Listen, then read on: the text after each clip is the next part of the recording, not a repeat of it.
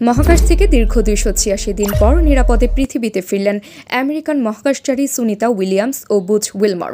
তাদের সঙ্গে একই মহাকাশযানে ফিরেছেন নাসার নিক হগ এবং রুশ নভোশ্চর আলেকজান্ডার গর্বুনভ।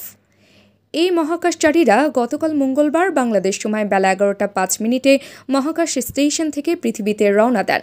ফিরতি যাত্রা শুরু করার ১৭ ঘণ্টা পর এই ৪ নভোচারী পৃথিবীর আকাশমণ্ডলে প্রবেশ করেন এবং বাংলাদেশ সময় গতকাল দিবাগত রাত ৩টা ৫৭ ইলন মাস্কের সংস্থা স্পেস এক্সের মহাকাশযানটিতে করে ফ্লোরিডার সমুদ্রে অবতরণ করেন।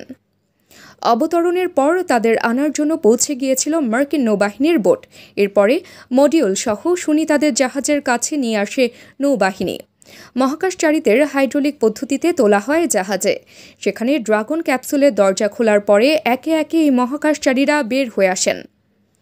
মহাকাশচারীদের অবতরণের পরে নাসার পক্ষ থেকে একটি সংবাদ সম্মেলনের আয়োজন হয়। সেখানে নাসা কর্তৃপক্ষ এই মহাকাশচারীদের নিরাপদে অবতরণের বিষয়ে নিশ্চিত করেন। ৯ মাসে ৯০০ ঘণ্টারও বেশি সময় ধরে ১৫০টি বিষয়ের গবেষণা করা হয়েছে বলে জানান। এর আগে গত বছরের জুনে মাত্র ৮ দিনের মিশনে আন্তর্জাতিক মহাকাশ স্টেশনে যান বুচ ও সুনিতা। তারা যে বাহনে যান তার যান্ত্রিক জটিলতা দেখা দিলে নিরাপত্তার কারণে তাদের সময় মতো পৃথিবীতে ফিরিয়ে আনা সম্ভব হয়নি।